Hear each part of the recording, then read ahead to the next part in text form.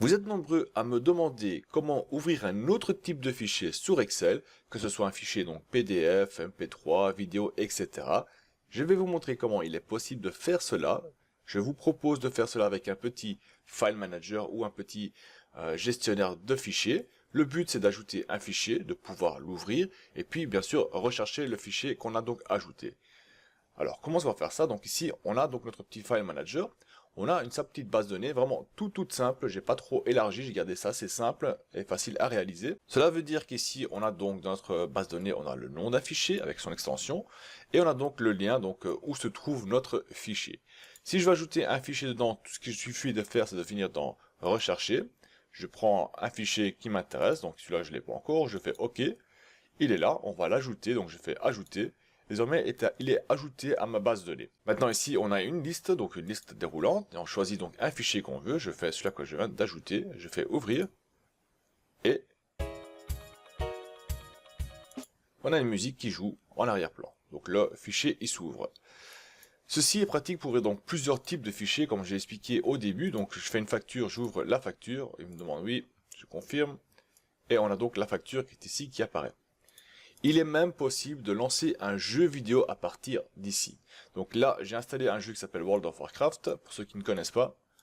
Voilà, je vais dessus, je fais wow, je fais ouvrir, il me demande la confirmation, je dis oui, vas-y, tu peux aller. Et là, il va donc ouvrir World of Warcraft. Donc on voit qu'avec Microsoft Excel, on peut ouvrir n'importe quel type de fichier. Et ça, on va le voir ensemble. Je suis Daniel Toudarin, allez, c'est parti.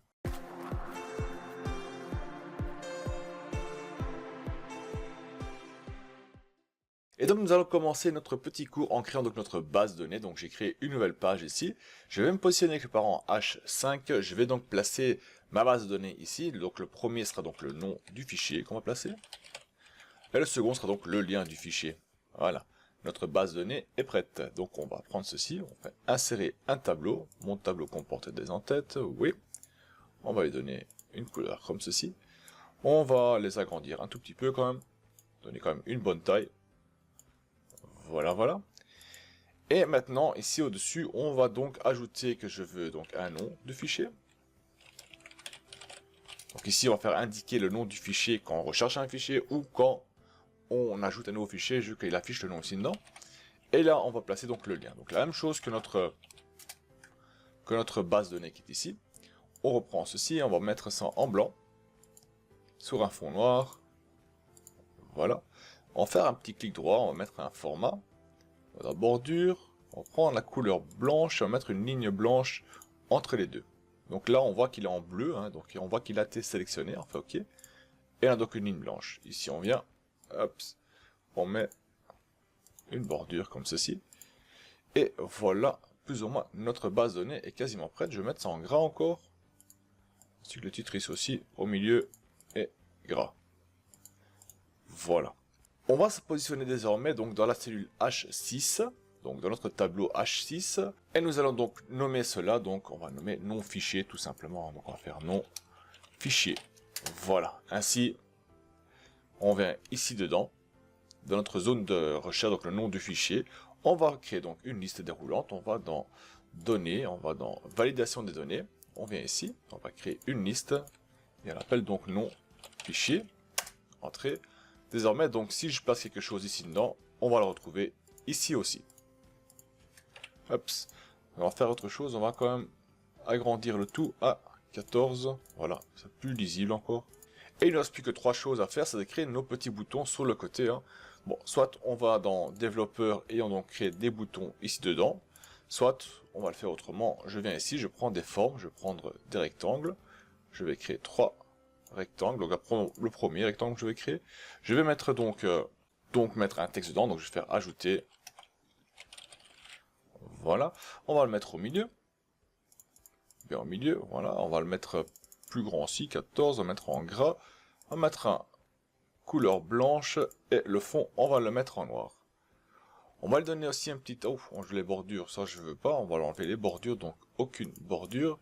Voilà, et on va le donner un petit aspect quand même d'un bouton. Donc on va aller dans format, donc on clique sur notre forme, on va dans format, on va dans effet, prédéfini, et on va prendre on va prendre celui-ci, voilà.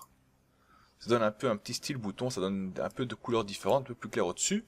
Ça c'est déjà pas mal du tout. Ce qu'on va faire, je vais le copier et créer donc 3 comme ça. Donc 1, 3, voilà, ça fait 3 en total.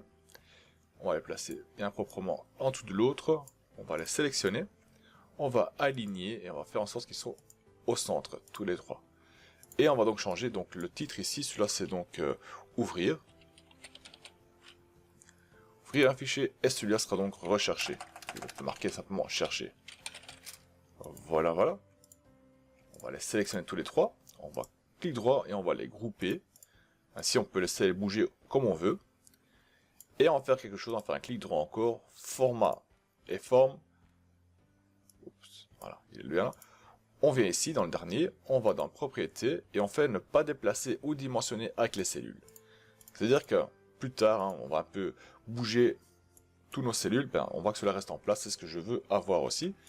Et on va faire une dernière chose, on va aller dans affichage et on va donc enlever les quadrillages. Si on souhaite, on peut les rapprocher un peu plus les uns des autres. Je vais faire un peu monter, voilà. Ça de même, je vais les rapprocher un peu plus. Voilà, voilà. Et donc voilà, notre mise en page, elle est terminée et on va commencer donc à programmer le tout. Alors première chose qu'on va faire, c'est aller rechercher notre fichier hein, qu'on a besoin de programmer. Comment est-ce qu'on va faire ça? On va aller dans notre éditeur de code, donc on va aller faire Alt F11. On va aller dans ici et on va ajouter un nouveau module. Et le module qu'on va nommer s'appelle donc sub recherche, donc chercher fichier. Voilà. Et qu'est-ce qu'on va placer dedans? On va tout simplement chercher notre fichier. On va faire donc un dim qu'on va nommer le fichier. As file dialog. Hop, c'est dim et pas sim. Voilà. Et on va aller chercher notre fichier. Comment ça va faire ça? On va d'abord programmer le fichier est égal à application.fileDialog. Voilà. Et quel type de file dialog que c'est? C'est un MSO file picker. Voilà, parfait, on va le fermer bien sûr. Voilà, voilà. Et on va dire quoi? On va dire qu'avec le fichier, donc 8, le fichier, qu'allons-nous faire? Nous allons dire que si le fichier .show n'est pas ça, donc si il n'y a rien dedans, qu'est-ce qu'on va faire? On va aller dans goto vide. D'ailleurs, on va le programmer directement. Goto vide, on va faire ici donc un exit sub. Et on va donc dire vide. On va rien faire du tout, on va éviter. Ça veut dire que si on sélectionne rien du tout, au lieu d'avoir un message d'erreur, on va donc à vide qui se trouve ici. Donc on a dit va à vide. Et vide n'affiche rien du tout. Et on sort simplement de notre procédure. Voilà, mais ce n'est pas tout. Maintenant, end if. Qu'est-ce qu'on va faire d'autre? On va dire que range i3 sera donc égal à la sélection qu'on va faire. Donc, point, le fichier select items. Et là, on va dire 1 dedans. Hop, ça qui est comme ceci. Et voilà, on fait donc un end 8. Et je pense qu'on a le tout. Et on va vérifier cela. Donc je vais lancer mon code ici. Donc je lance mon code. Et on voit que j'arrive donc sur mon... Et on voit donc que j'arrive donc sur ma page de sélection de fichiers. Donc je peux naviguer et aller chercher un fichier. Donc le premier fichier que je vais prendre, c'est le premier ici. Donc le fichier facture numéro 3. Et on va voir ce qui s'est passé. Il a donc placé le facture numéro 3 ici dedans. Ça, c'est parfait. Par contre, on voit que ça dépasse le texte. Enfin, je veux pas ça. Je vais dans accueil et je vais le mettre à la droite. Ainsi, il ne sort pas de sa case. Je vais faire de même ici. En fait, je vais faire tout ça ici. À la droite. Sauf le nom du fichier, on va le mettre proprement au milieu. Maintenant, qu'est-ce qu'on va faire? On a donc récupéré donc, le nom du fichier qui se trouve ici dedans. On le voit en haut, donc tuto de rien, file manager, facture numéro 3.pdf. Maintenant, ce qui m'intéresse, c'est d'aller récupérer donc la facture numéro 3.pdf et le placer dans le nom ici au-dessus. Pour cela, on va devoir un peu chipoter notre code. On revient ici. Et on va devoir dire, donc on va devoir dire ici en dessous du end8, on va dire donc chercher le nom du fichier. On va dire que on va créer une nouvelle variable. Donc on va nommer dim trouve nom. Voilà. As variant. Voilà. Et qu'est-ce qu'on va dire? On va dire que trouve nom est égal à vba.split le fichier .select item le premier. Voilà. Et je recherche donc le texte, le backslash ainsi. Alors, qu'est-ce que j'ai fait là? J'ai demandé donc j'ai créé une variable et je veux que cette variable, elle contient du fichier qu'on a pris et on va diviser le lien du fichier qu'on a pris par le backslash. Donc, partout où il y a donc un backslash comme ceci, dans mon lien, je veux qu'on crée une nouvelle ligne. Et en fait, ce qu'il va faire, trouve le nom, on va créer en fait un tableau. On va créer un tableau, donc un array dans Visual Basic, et dans chaque ligne, donc chaque ligne de notre tableau, on va donc placer les mots dedans qui sont coupés par le backslash qui est ici. Donc on va reprendre le lien, donc je vais l'agrandir celui-ci. Hop, plaqué, je vais l'agrandir. On voit le lien qui est là. L'objet, je vais passer au côté. On voit le lien qui est affiché ici, donc on voit le E, backslash tuto de rien, backslash file manager. C'est ce qui s'est passé avec ce qu'on a fait. On a créé un tableau, donc ceci sera donc le tableau qu'on a créé. Et on a donc dit partout où on a le signe backslash, on va l'extraire, le mot, avant dans notre tableau. Et donc qu'est-ce qu'on a dit? On a dit qu'ici ce sera donc le E, qui sera la première ligne. Puis on a donc tuto de rien. Puis on a donc file manager. Puis on a nouveau file manager. Puis on a donc facture numéro 3.pdf. Voilà ce qu'on a fait avec le petit code split qu'on a créé. On a donc dit, va dans mon lien, et tu écris sur la première ligne, donc tu crées un tableau, et dans la première ligne du tableau, tu passes le E double point. Vu qu'on a dit tout ce qui avait qu'un critère, donc le backslash, on veut passer à la prochaine ligne à ce moment-là. Et c'est ce qu'on a fait. Donc on a créé en fait un tableau qui est comme ça. Donc désormais qu'on a créé ce tableau, donc on a créé ce petit tableau-ci, on sait que dans un tableau, la première ligne c'est 0, 1, 2, 3, 4.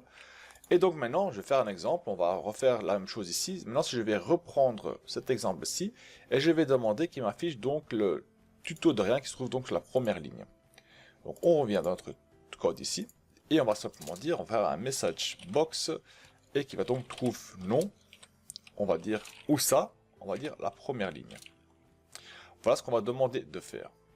Donc là, je vais lancer le code, on va reprendre ce qu'on avait pris comme fichier, c'était la facture numéro 3, voilà.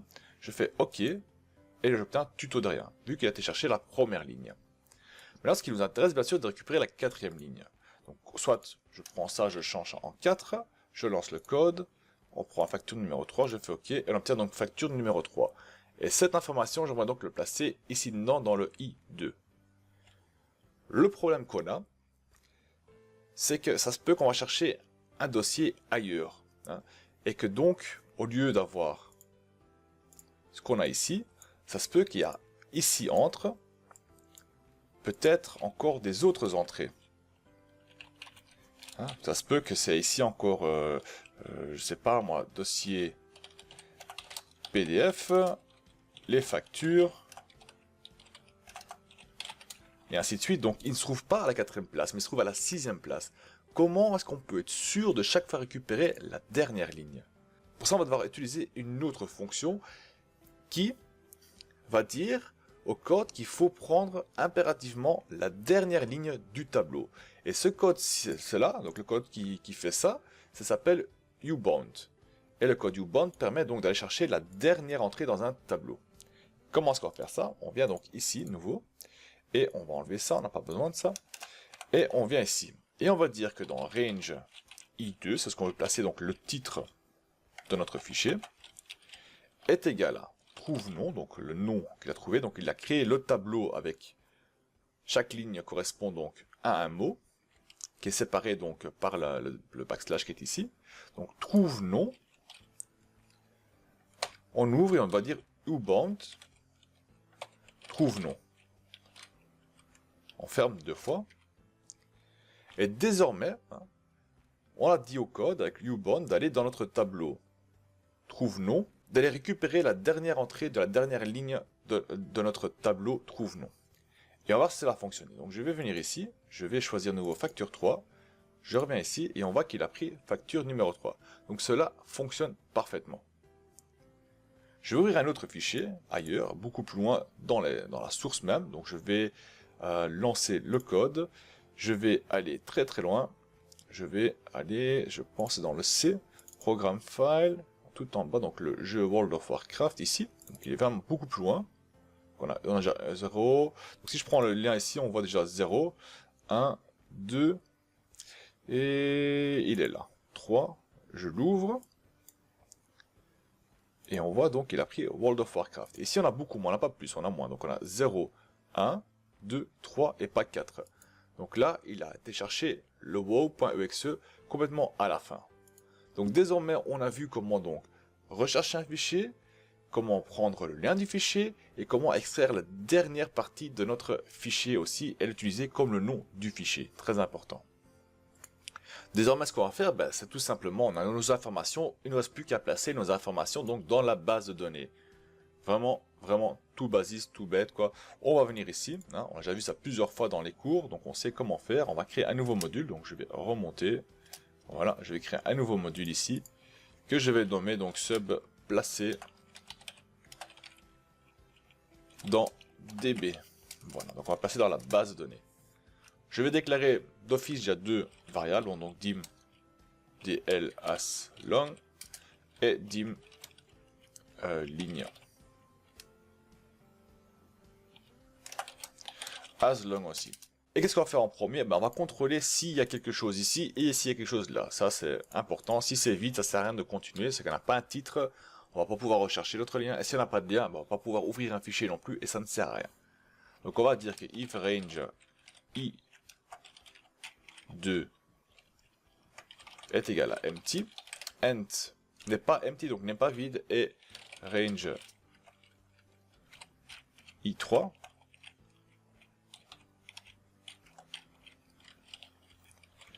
n'est pas empty, n'est pas vide, then et end if. Voilà.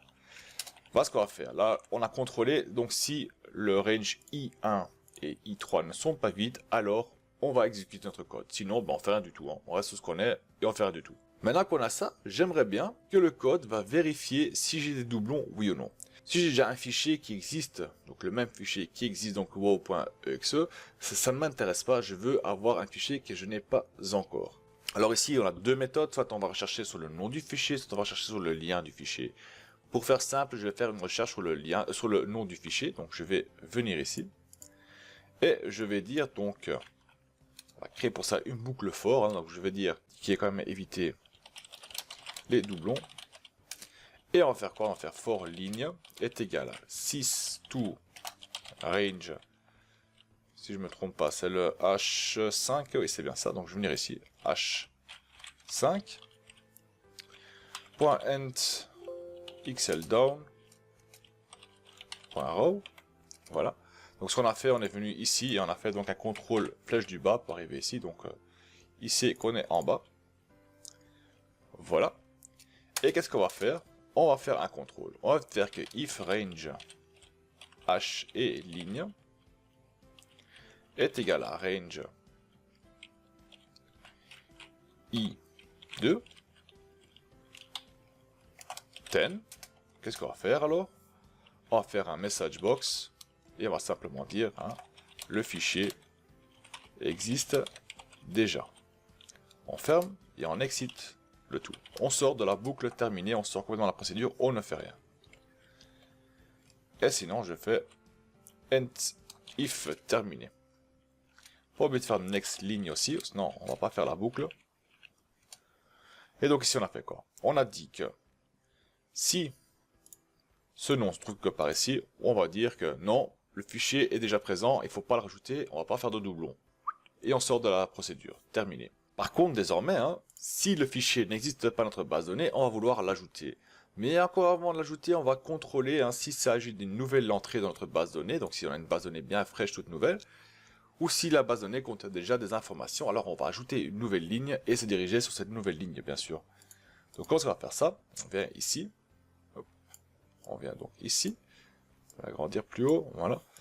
Et je vais faire autre chose. Je vais donc contrôler nouvelle entrée, oui ou non. Comment ça va faire ça? On va faire que if range h6 n'est pas vide, 10. Qu'est-ce qu'on va faire s'il n'est pas vide? On va dire que active sheets, c'est la page active, hein. Si vous avez des autres pages où ça se trouve, vous mettez le nom de votre page.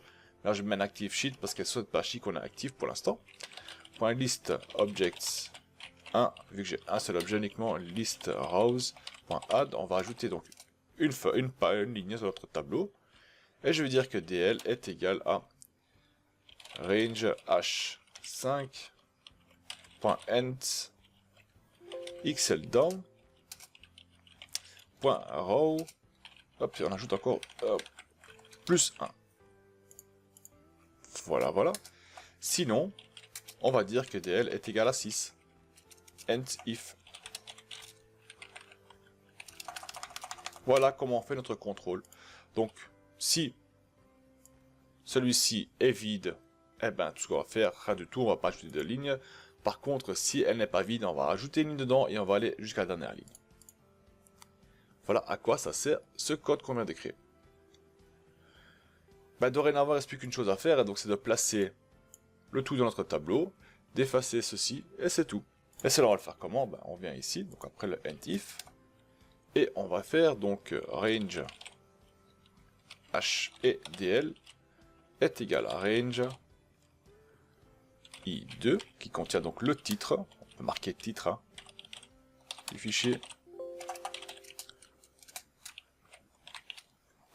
titre du fichier, et le range c'était le i et dl est égal à range i3, qui contient donc le lien du fichier. Voilà, voilà. Une fois que cela est fait, ben, on va vider donc le range i2, on va le vider, est égal à empty. Et on va faire quelque chose, je veux que quand il vide le fichier, en fait, donc s'il enlève le tout, je veux qu'il place ici une fonction de recherche. Donc je veux avoir la formule de recherche, ici une recherche V toute normale, où ce qu'on va donc rechercher l'information qui se trouve au-dessus. On va d'abord la créer nous-mêmes, notre recherche, en fait, donc est égal à recherche V. Qu'est-ce que recherche? La valeur qui se trouve ici dessus. Où est-ce qu'on va rechercher cette valeur-là? On va la rechercher dans notre tableau qui se trouve ici. Voilà, tableau 1. Elle doit être sur la deuxième position et on veut une valeur qui est vraie 0. On fait OK. Elle n'est pas dedans, c'est normal. Donc on va éviter les erreurs aussi. On fait donc si erreur. Voilà, on affiche rien du tout. Je fais entrer. Donc cette fois-ci, si erreur a fonctionné, elle n'affiche rien du tout. On va recopier donc la formule qu'on a créée, enfin un CTRL-C. On sort. On va ici dedans. Et on va dire que... Voilà, ça sera peut-être mieux. On va dire que range i3 est égal à la formule qu'on a placée, mais on va le mettre entre guillemets, comme ceci, et on ferme. Le problème, c'est que ça va pas marcher. Parce que la formule qu'on va placer dans Visual Basic doit être en anglais. Donc on va devoir remplacer les termes français en anglais. Donc si erreur devient if error. If error. Recherche V en anglais, c'est pas recherche V, mais c'est plutôt VLOOKUP. Voilà. Les points virgules, ils n'aiment pas, on va devoir mettre des virgules à la place. Virgule, virgule. Un autre problème, ce sont les guillemets. Excel n'aime pas qu'on utilise les guillemets, car Excel VBA n'aime pas qu'on utilise les guillemets, car elle trouve que les guillemets sont faits pour leur code, pour afficher donc du texte dedans. Et là, on va utiliser des guillemets pour créer notre formule, donc ça ne marche pas. Là, pour l'instant, qu'est-ce qu'elle comprend en Microsoft Excel? Elle dit que voilà, ça c'est un texte, et on va ajouter ce texte-là avec. Par contre, ce n'est pas le cas, je veux que ceci soit des guillemets.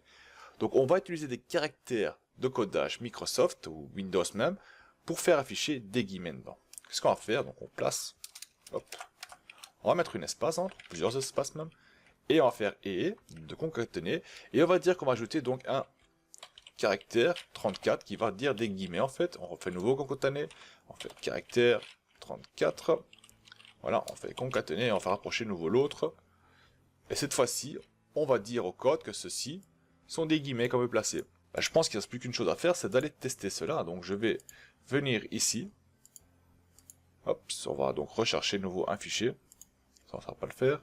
Je vais ici, on va rechercher le fichier. Donc on tourne en haut, rechercher un fichier. Je vais prendre le World of Warcraft. Voilà. Je vais dire ici, donc, le fichier il est là, il est prêt. Hein. Ah voilà, ajouter là-dedans. Je fais ajouter. Message d'erreur, on va voir ce qui se passe.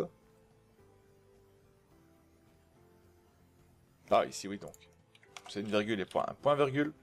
On fait play. Et on voit donc qu'il a placé dedans. On va aller dans donc, la cellule I3. Et on voit qu'il a placé donc la formule automatiquement dedans. Et on voit qu'à la fin, il a placé donc les deux guillemets dedans. On va rester, donc je vais effacer ceci. Voilà. Et je vais rechercher un nouveau fichier. Donc pour ça, on va notre ici, on va dans rechercher fichier. On va rechercher fichier. Je vais prendre la facture ici. Je fais un double clic ou je fais OK. Voilà, donc la facture est ici, facture avec son lien. Et désormais, on va l'ajouter à notre base de données. Voilà, donc je vais ici. Enfin, on voit ici, par contre, je voulais montrer, c'est ici. Donc ici, il y a le lien. Donc la fonction de recherche a disparu. Et on va donc l'ajouter à notre base de données maintenant. Hop, je l'ajoute. Débogage. Listro, voilà. On lance. Et on voit qu'il a ajouté dedans. Et on voit ici que la formule est nouveau placée dedans. Donc on voit qu'on a donc ajouté une formule grâce au VBA dans une cellule. Et qu'on a donc utilisé donc les caractères de Windows ou de Mac c'est autre chose. Mais on a utilisé les caractères de Windows pour ajouter des guillemets. Sans cela ne fonctionne pas. Alors on a donc recherché, on a donc ajouté notre base de données. Il ne reste plus qu'une chose à faire. Ah ben je vais tester encore quelque chose. On va tester pour mettre des doublons dedans. Je vais rechercher un fichier. Voilà, je vais reprendre la facture 3. Voilà, donc elle est nouveau là. Et on va essayer de l'ajouter à notre base de données. Donc je viens ici, je fais ajouter. Et là, hop, on reçoit un fichier existe déjà. Donc pas possible de l'ajouter. Super. Et donc voilà, cela fonctionne. Il ne reste plus qu'une chose à faire, c'est d'ouvrir le fichier maintenant. Donc maintenant, ce que je veux, c'est rechercher un fichier et de pouvoir l'ouvrir par la suite. Donc je veux, on voit qu'ici on a nos fichiers qui s'affichent, donc on a tout ce qui s'affiche ici. Je vais choisir World of Warcraft par exemple, je veux le faire afficher ici en dessous. Mais là on voit un autre problème. Hein. On voit que on a choisi un fichier, mais c'est pas le même qu'il est resté comme il était là, et c'est pas ce que je recherche. Je veux qu'il m'affiche donc le fichier qui se trouve ici. Mais vu qu'il y a déjà un fichier dedans qu'on n'a pas pu l'ajouter, ben, il y a eu un problème. Ce n'est pas trop grave, parce qu'au moment qu'on va vouloir ouvrir notre fichier, on va relancer donc une recherche V pour récupérer automatiquement donc le lien du fichier. Ainsi, on est protégé si quelqu'un efface par mégarde donc le code. Comment on va faire ça? On va venir donc notre éditeur de code de nouveau, on va créer une nouvelle instance, une nouvelle procédure, donc sub, on va dire ouvrir fichier, voilà, et on va donc dire que, voilà, je vais prendre ceci, et je vais donc le copier, le coller.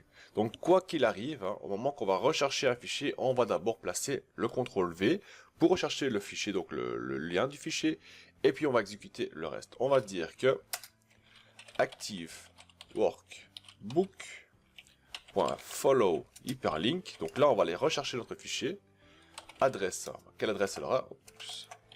Adresse, quelle adresse elle aura? Donc double point égale à range i3. Ça sera le lien en fait. Le lien se trouve sur i3. Donc si je viens ici, et là je vais lancer, donc je vais lancer facture 3. Voilà, je fais facture 3, donc on voit qu'elle a recherché facture 3. Je vais l'effacer pour vous montrer, donc j'efface le lien. Je vais sur mon code, je vais lancer rechercher, donc je fais play.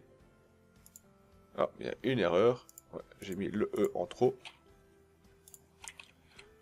On va l'effacer le E. Voilà, on va relancer. Oui, je veux, il n'y a pas de souci. Oui, tu peux le faire. Et on a la facture qui s'affiche ici.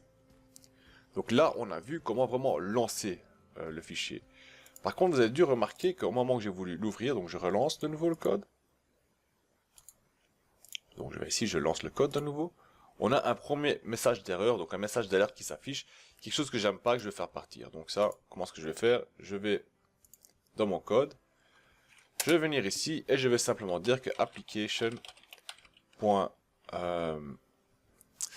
Display alert, si je me trompe, ouais, display alert est égal à false, donc je ne veux pas qu'il s'affiche.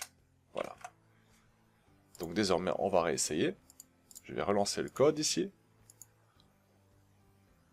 Ah oui, juste avant que cela fonctionne, ouais, je fais fin, il n'y a pas de problème. Avant que cela fonctionne, il faudra sauvegarder le fichier. Surtout, n'oubliez pas de sauvegarder votre fichier en prenant en compte les macros, sinon ça ne marchera pas. Donc je le sauvegarde et je reviens tout de suite. Et donc voilà, mon fichier est sauvegardé en format, donc prenons en compte les macros. Ensuite, la même chose, on va lancer. Donc je lance mon code. Tout ce qu'on a, c'est ce message-là. Et le premier message a disparu. Et voilà, sur ma facture, elle s'affiche ici. Donc cela fonctionne parfaitement. Maintenant, on risque d'avoir un tout petit problème. C'est que voilà, si on veut ouvrir quelque chose où ce que le fichier n'existe pas, ben on va avoir donc un message d'erreur qui s'affiche, quelque chose que je ne voudrais pas avoir. Donc prenons maintenant, hein, donc je veux ouvrir, on va dire, je marque, on va enlever ça.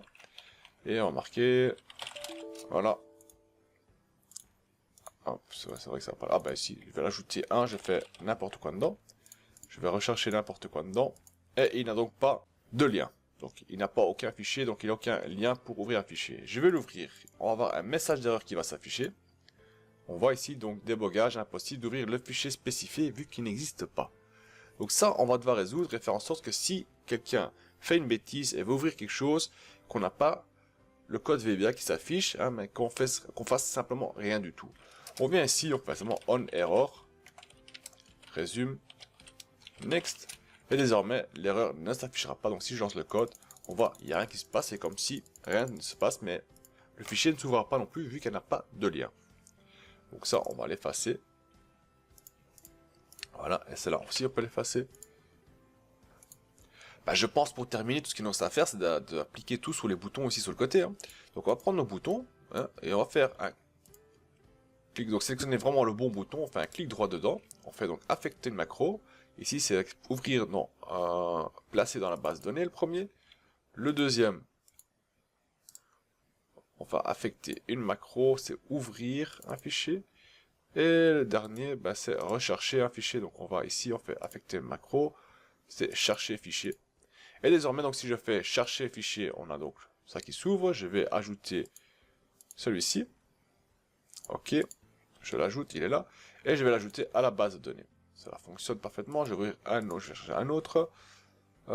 Alternatif, oui, je vais l'ajouter. Hop, il s'est ajouté dedans. Désormais, je vais chercher donc un fichier. Bravo, je vais l'ouvrir. J'ai de la musique qui joue, c'est parfait. Je vais chercher une vidéo. La vidéo ici, c'est là, on va ouvrir. Et j'ai la vidéo qui est bien, donc ici, qui fonctionne. Donc là, c'est une vidéo d'un cours que j'ai donné. Et on voit que cela fonctionne parfaitement. Maintenant, si on le souhaite, on peut venir ici. Hop, on peut masquer ceci. On n'est pas obligé de le montrer, il n'y a pas de souci. Et ça, on peut donc le garder, hein, c'est pas vraiment important, mais soit on peut le garder, on peut l'avoir sur une autre page aussi, c'est beaucoup plus facile, beaucoup plus esthétique aussi. Ok, il n'est pas complet, vous allez devoir ajouter des fonctionnalités supplémentaires afin qu'il correspond à vos besoins. Hein. Vous pouvez utiliser cette technique pour optimaliser donc le gestionnaire de factures que nous avons créé dans le cours Premium, hein, pour ouvrir des factures de clients si besoin, sans devoir sortir d'Excel, c'est très pratique. Ou pourquoi pas lancer, jouer un film depuis notre gestionnaire de location que nous avons créé il y a quelques temps de cela. Comme vous pouvez le voir, il y a plusieurs possibilités. Voilà, donc je vous invite à vous abonner à la chaîne si ce n'est pas encore fait et je vous retrouve dans un prochain cours. Allez, salut tout le monde!